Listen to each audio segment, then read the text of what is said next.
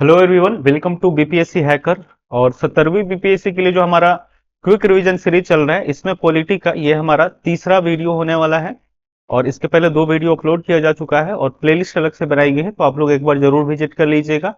आप सभी लोग जानते हैं कि 17वीं बीपीएससी के लिए ये हमने एक छोटा सा सीरीज शुरू किया है, जिसमें एक वीडियो में 7 इंपॉर्टेंट क्वेश्चंस और वो भी 69वीं बीपीएससी के पैटर्न पे हम इसको डिस्कस करते हैं।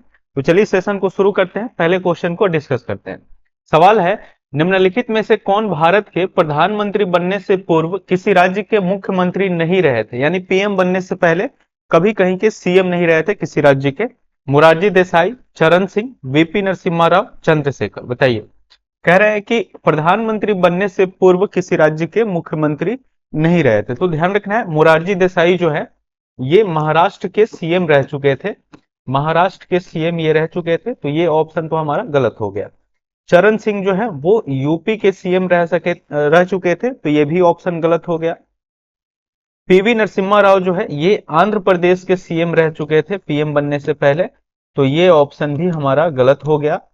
तो चंद्रशेखर जो है ये जब पीएम बने तो इसके पहले ये किसी भी राज्य के सीएम नहीं थे, तो हमारा जो करेक्ट आंसर होगा वो हो जाएगा ऑप्शन डी, करेक्ट हो जाएगा इसका। ठीक है, तो इस तरीके से थोड़ा सा याद रखिएगा कौन से प्रधानमंत्री पहले कहां के सीएम थे फिर बाद में पीएम बने, ये सारा चीज आपको ध्यान में रखना। ठीक है, दूसरा सवाल, भारत के प्रधानमंत्री के विषय में निम्नलिखित कथनों में से कौन सा सही है, ये बताना है।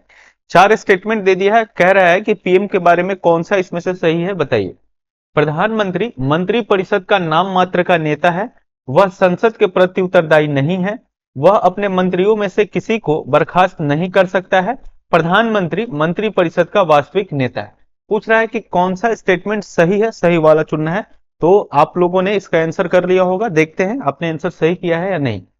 पहला स्टेटमेंट है कि प्रधानमंत्री मंत्री परिषद का नाम मात्र का नेता है, तो ध्यान रखना है कि मंत्री परिषद का नाम मात्र का नेता नहीं होता है, बल्कि वास्तविक नेता होता है, प्रमुख होता है मंत्री परिषद का, तो यह स्टेटमेंट गलत है।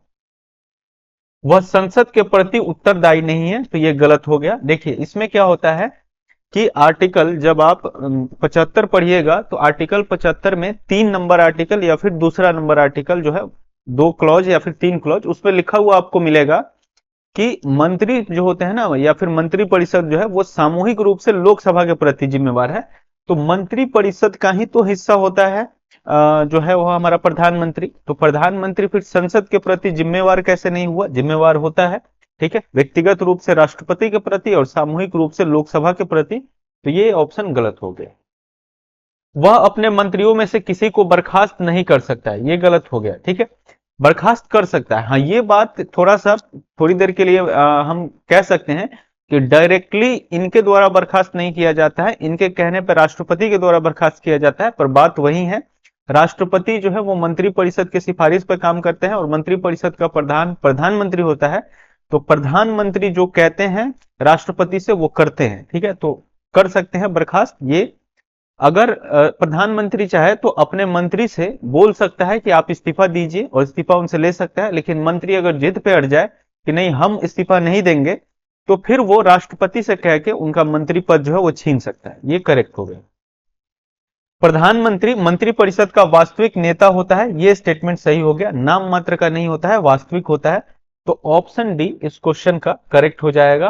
ठीक है, इसी तरीके से समझ समझ के आपको पढ़ना है। पॉलिटी जो है ना वो रटने का चीज नहीं होता है, ये हमेशा ध्यान रखिएगा, इसमें समझने की चीजें ज्यादा है, आपको समझनी पड़ेगी। ठीक है, अगला सवाल, भारत के प्रधानमंत्री की नियुक्ति के समय, अब भारत के प्रधानमंत्री की नियुक्ति के समय क्या क्या शर्तें होनी चाहिए, ये आपको यहां पे लिखा हुआ है, क्या नहीं होना चाहिए ये लिखा हुआ है। तो पढ़ना है और देखना है कि कौन सा स्टेटमेंट सही है और कौन सा स्टेटमेंट गलत है। नियुक्ति के समय क्या होना चाहिए, जनरली सवाल आपसे ये पूछा गया। जरूरी नहीं है कि वह संसद के दोनों सदनों में से एक का आवश्यक रूप से सदस्य हो, परंतु उसे 6 माह के अंदर आवश्यक रूप से दोनों में से एक सदन का सदस्य हो जाना चाहिए, ये पहला स्टेटमेंट है। दूसरा, जरूरी नहीं है कि वह संसद के दोनों सदनों में से एक का आवश्यक रूप से सदस्य हो, परंतु उसे 6 माह के अंदर लोकसभा का सदस्य हो जाना चाहिए।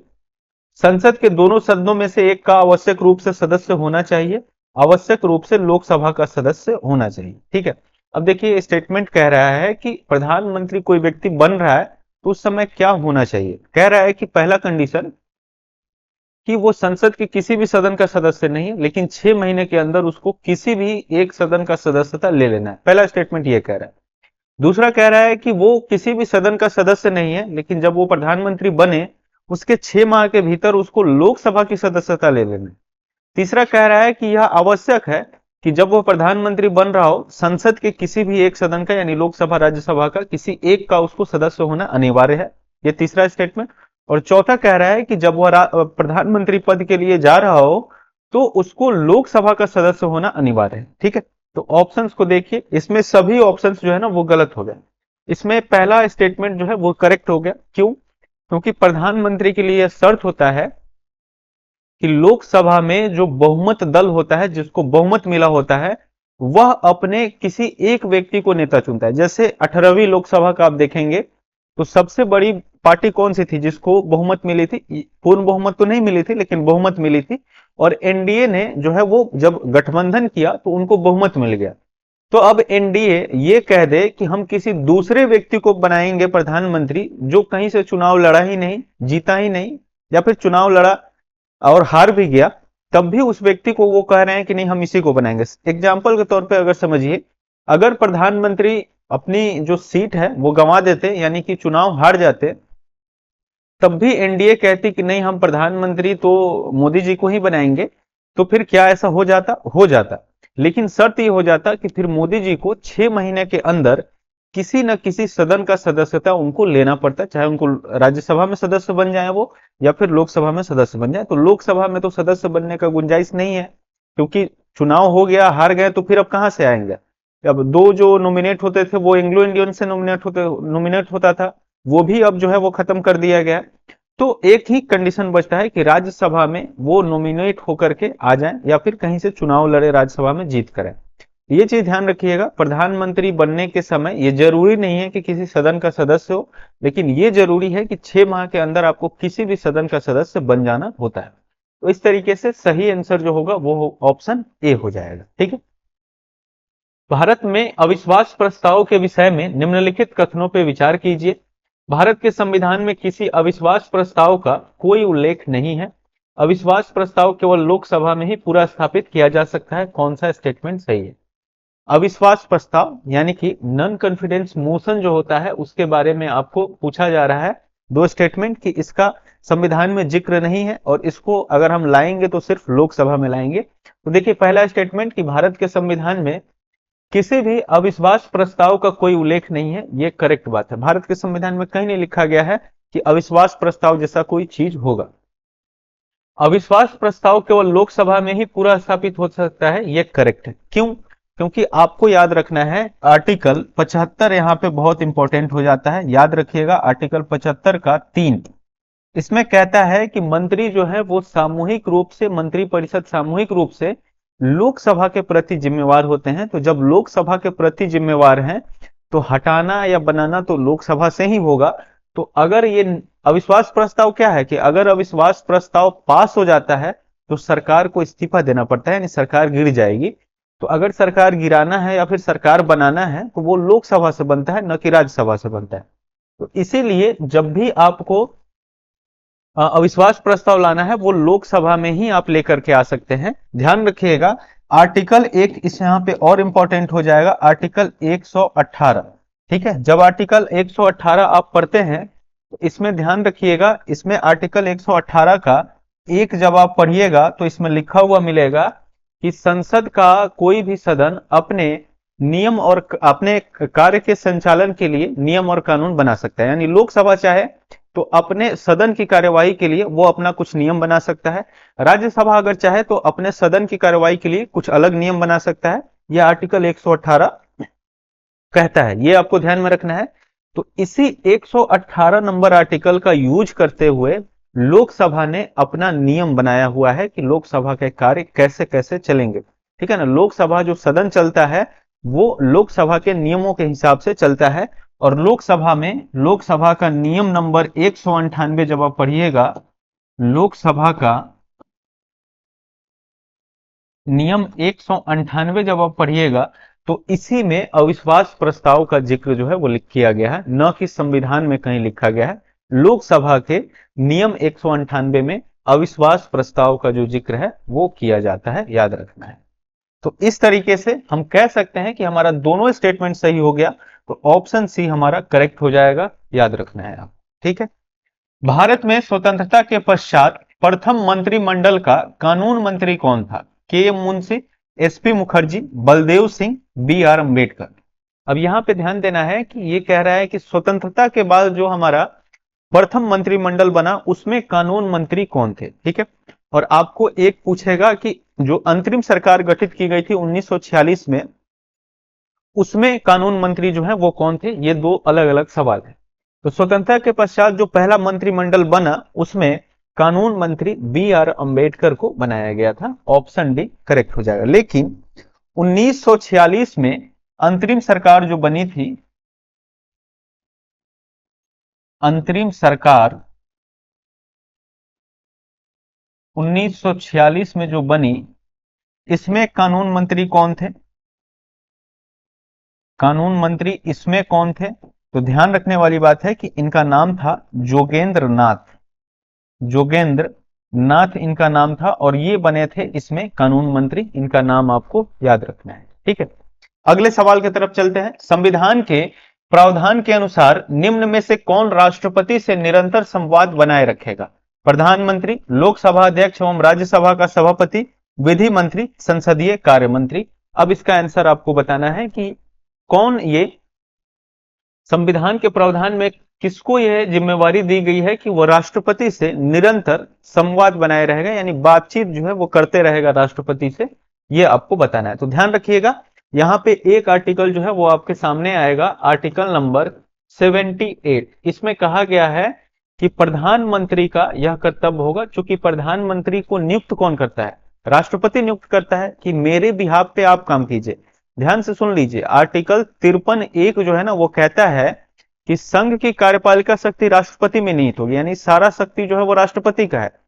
वह इसका प्रयोग स्वयं के द्वारा या फिर अपने द्वारा नियुक्त किसी अधीनस्थ अधिकारी के द्वारा कर सकता है। यानी संघ में जितना भी कार्यपालिका का शक्ति है सारा राष्ट्रपति के पास है।